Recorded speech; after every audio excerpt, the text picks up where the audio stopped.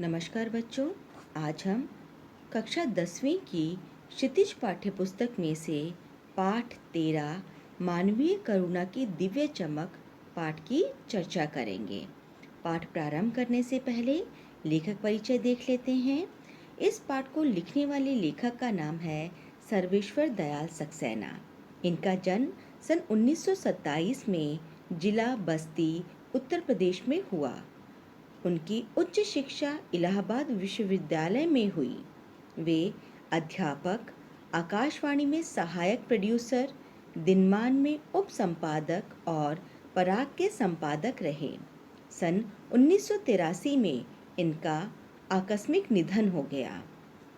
सर्वेश्वर बहुमुखी प्रतिभा के साहित्यकार थे। वे कवि, कहानीकार, उपन्यासकार, निबंधकार और नाटककार थे। सर्वेश्वर की प्रमुख कृतियां हैं काठ की घंटियां, कुआनो नदी, जंगल का दर्द, खूंटियों पर टंगे लोग कविता संग्रह है, पागल कुत्तों का मसीहा, सोया हुआ जल ये उपन्यास हैं, लड़ाई कहानी संग्रह है, बकरी एक नाटक है, भौं भौं खौं खौं, बतूता का जूता, लाख की नाक बाल साहित्य है। चर्चे और चरखे इनके लेखों का संग्रह है। खूंटियों पर टंगे लोग पर उन्हें साहित्य अकादमी का पुरस्कार मिला। सर्वेश्वर की पहचान मध्यम वर्गीय आकांक्षाओं के लेखक के रूप में की जाती है। मध्यम वर्गीय जीवन की महत्वाकांक्षाओं, सपनों, संघर्ष, शोषण, हताशा और कुंठा का चित्रण उनके साहित्य में मिलता है। सर्वेश्वर जी स्तंभकार थे और चर्चे और चरखे नाम से दिनमान में जो स्तंभ लिखते थे उनमें बेबाक सच कहने का साहस दिखता है। उनकी अभिव्यक्ति में सहजता और स्वाभाविकता है। तो चलिए बच्चों, अब हम देखते हैं कि जो प्रस्तुत पाठ है मानवीय करुणा की दिव्य चमक वह किससे संबंधित है, उसके बारे में किस पर चर्चा की जा रही है। संस्मरण स्मृतियों से बनता है और स्मृतियों की विश्वसनीयता उसे महत्वपूर्ण बनाती है। फादर बुल्के पर लिखा सर्वेश्वर का यह संस्मरण इस कसौटी पर खरा उतरता है। अपने को भारतीय कहने वाले फादर बुल्के जन्मे तो बेल्जियम यूरोप के रैम्स चैपल शहर में, जो गिरजों, पादरियों, धर्मगुरुओं और संतों की भूमि कही जाती है, परंतु उन्होंने अपनी कर्म भूमि भारत को बनाया। फादर बुल्के एक सन्यासी थे, परंतु पारंपरिक अर्थ में नहीं। सर्वेश्वर का फादर बुल्के से अंतरंग संबंध था, जिसकी झलक हमें इस संस्मरण में मिलती है। लेखक का मानना है कि जब तक राम कथा है, इस विदेशी भारतीय साधु को याद किया जाएगा और उन्हें हिंदी भाषा और बोलियों के अगाध प्रेम का उदाहरण माना जाएगा। तो चलिए बच्चों, पाठ प्रारंभ करते हैं। पाठ का नाम है मानवीय करुणा की दिव्य चमक। फादर को जहरबाद से नहीं मरना चाहिए था। जिसकी रगों में दूसरों के लिए मिठास भरे अमृत के अतिरिक्त और कुछ नहीं था, उसके लिए इस जहर का विधान क्यों? यह सवाल किस ईश्वर से पूछें? प्रभु की आस्था ही जिसका अस्तित्व था, वह देह की इस यातना की परीक्षा उम्र की आखिरी देहरी पर क्यों दे? एक लंबी पादरी के सफ़ेद चोगे से ढकी आकृति सामने है। गोरा रंग, सफ़ेद झाई मारती भूरी दाढ़ी, नीली आंखें, बाहें खोल गले लगाने को आतुर। इतनी ममता, इतना अपनत्व इस साधु में अपने हर एक प्रियजन के लिए उमड़ता रहता था। मैं 35 साल से इसका साक्षी था। तब भी जब वह इलाहाबाद में थे और तब भी जब वह दिल्ली आते थे। आज उन बाहों का दबाव मैं अपनी छाती पर महसूस करता हूँ। अब लेखक बताते हैं कि फादर बुल्के को जहरवाद से नहीं मरना चाहिए था। जहरवाद गैंग्रीन अर्थात एक तरह का जहरीला और कष्टदायक फोड़ा होता है जो कि फादर बुल्के को अपने जीवन के अंतिम पड़ाव पर इसका सामना करना पड़ा था।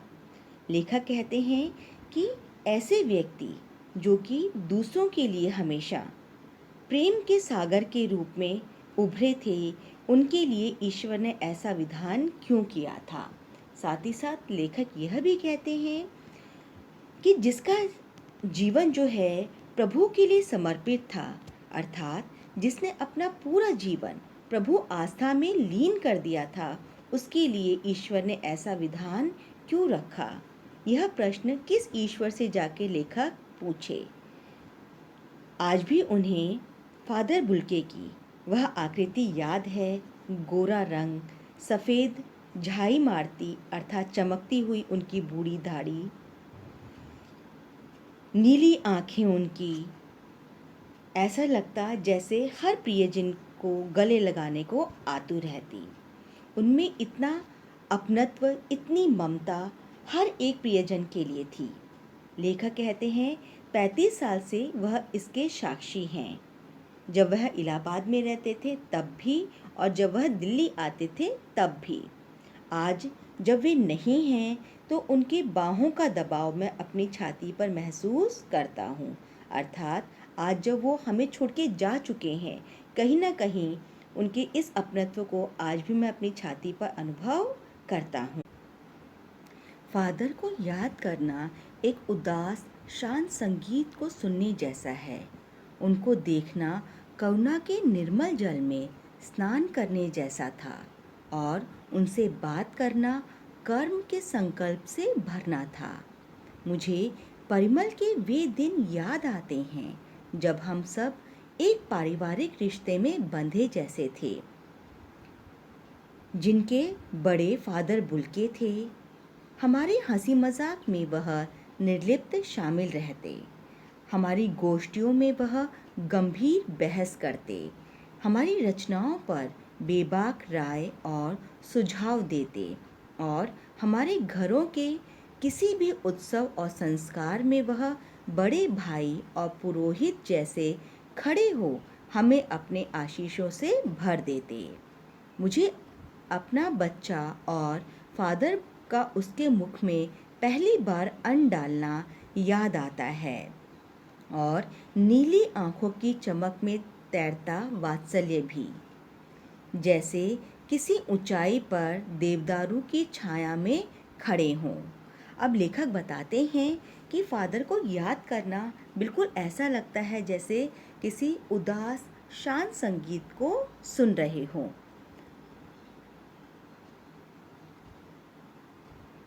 अर्थात जिस प्रकार से उदास शांत संगीत को सुनकर हमें एक अद्भुत शांति की अनुभूति होती है, उसी प्रकार से फादर को याद करने पर भी मन में शांति उत्पन्न होती है या मन शांति के सागर में डूब जाता है। आगे लेखक कहते हैं कि उनको याद करना करुणा के निर्मल जल में स्नान करने जैसा लगता था। उनसे बात करके ऐसा लगता था जैसे हमारे मन के अंदर अपने कर्म के प्रति हमने संकल्प भर लिया हो। लेखक को वे दिन याद आते हैं जब वे परिमल संस्था से जुड़े थे और एक पारिवारिक रिश्ते में बंधे हुए थे। अर्थात जितने भी लोग परिमल संस्था से जुड़े थे वे सभी के सभी एक पारिवारिक रूप से रहते थे और उनके सबसे बड़े थे फादर बुल्के, जो हर समय उनके साथ रहते थे, चाहे हंसी मजाक हो, चाहे वो गोष्ठियाँ करते हों, चाहे वह बहस करते हो किसी पुस्तक को लेकर या किसी की रचनाओं पर वे बिना किसी झिझक के, बिना किसी दबाव के अपनी राय लोगों के सामने प्रस्तुत करते थे। लेखक आगे बताते हैं कि इसके अलावा अगर घर पे कोई संस्कार होता था, कोई उत्सव होता था, तो उसमें भी वह बढ़ चढ़ के हिस्सा लिया करते थे। बिल्कुल ऐसा लगता था जैसे बड़े भाई या पुरोहित की तरह वो हमें आशीर्वाद दिया करते थे। लेखक को अपने बच्चे का अन्न संस्कार याद आता है, जिसमें फादर बुल्के ने उसके मुंह में पहली बार अन्न का दाना डाला था। लेखक बताते हैं कि उनकी नीली आंखें जो थी, उसको देखकर लगता था कि उसमें वात्सल्य अर्थात प्रेम, प्यार भरा हुआ है, और ऐसा लगता था जैसे किसी ऊंचाई पर देवदारू की छाया में हम खड़े हैं। इसका अर्थ है, लेखक बताते हैं कि फादर बुल्के की उपस्थिति बिल्कुल देवदार की छाया के समान लगती है। जिस प्रकार से देवदार एक विशाल एवं छायादार वृक्ष अपनी शीतलता से दूसरों की थकान मिटा देता है, उसी प्रकार से फादर का विशाल व्यक्तित्व मिलने वालों को शांति, सुकून, आशीर्वाद, प्रेम एवं अपनत्व से भर देता है। कहाँ से शुरू करें? इलाहाबाद की सड़कों पर फादर की साइकिल चलती दिख रही है। वह हमारे पास आकर रुकती, मुस्कुराते हुए उतरते हैं। देखिए देखिए, मैंने उसे पढ़ लिया है, और मैं कहना चाहता हूँ, उनको क्रोध में कभी नहीं देखा, आवेश में देखा है, और ममता तथा प्यार में लबालब छलकता महसूस किया है। अक्सर उन्हें देखकर लगता है कि बेल्जियम में इंजीनियरिंग के अंतिम वर्ष में पहुंचकर उनके मन में सन्यासी बनने की इच्छा कैसे जाग गई, जबकि घर भरा पूरा था। 2 भाई, 1 बहन, माता पिता सभी थे। अब लेखक कहते हैं कि कहाँ से शुरू करूँ फादर बुल्के के बारे में आपको बताना। लेखक कहते हैं कि इलाहाबाद की सड़कों पर फादर बुल्के की साइकिल चलती हुई दिखाई देती है। वह हमारे पास आकर रुकती है, वो मुस्कुराते हुए उतरते हैं और कहते हैं, देखो देखो, मैंने उसे पढ़ लिया है, और मैं कहना चाहता हूँ। लेखक कहते हैं कि वो और भी कुछ कहना चाहते हैं, किंतु लेखक आगे बताते हैं कि उन्होंने कभी भी फादर बुल्के को क्रोध में नहीं देखा, आवेश में अवश्य देखा था, और ममता, प्यार से भरा हुआ, छलकता हुआ उन्हें हमेशा महसूस किया था। लेखक कहते हैं, उन्हें देखकर मुझे हमेशा से ही एक ख्याल मन में आता था कि बेल्जियम के इंजीनियरिंग के अंतिम वर्ष में पढ़ने वाला एक बच्चा, एक व्यक्ति, उसके मन में सन्यासी बनने की इच्छा कैसे जाग गई, जबकि उनका पूरा भरा पूरा परिवार था। 2 भाई थे, 1 बहन थी, माता पिता सभी उनके घर में मौजूद थे। आपको अपने देश की याद आती है? मेरा देश तो अब भारत है। मैं जन्मभूमि की पूछ रहा हूँ। हाँ, आती है। बहुत सुंदर है मेरी जन्मभूमि रैम्स चैपल। घर में किसकी याद आती है? माँ की याद आती है, बहुत याद आती है। लेखक कहते हैं, मैं उनसे प्रश्न करता था कि आपको अपने देश की याद नहीं आती? तो फादर बुल्के कहते थे कि मेरा देश तो अब भारत ही है। फिर लेखक कहते, मैंने उनसे प्रश्न किया कि अपनी जन्मभूमि की याद नहीं आती? तो फादर बुल्के कहते थे, हाँ आती है, बहुत सुंदर है मेरी जन्मभूमि रैम्स चैपल। फिर लेखक कहते, मैं फिर उनसे प्रश्न करता था कि घर में किसकी याद आती है?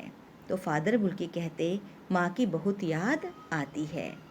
फिर अक्सर माँ की स्मृति में डूब जाते देखा है। उनकी माँ की चिट्ठियाँ अक्सर उनके पास आती थी। अपने अभिन्न मित्र डॉक्टर रघुवंश को वह उन चिट्ठियों को दिखाते थे। पिता और भाइयों के लिए बहुत लगाव मन में नहीं था। पिता व्यवसायी थे, एक भाई वहीं पादरी हो गया है, एक भाई काम करता है, उसका परिवार है।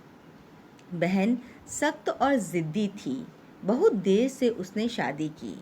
फादर को एकाध बार उसकी चिंता व्यक्त करते हुए देखा था।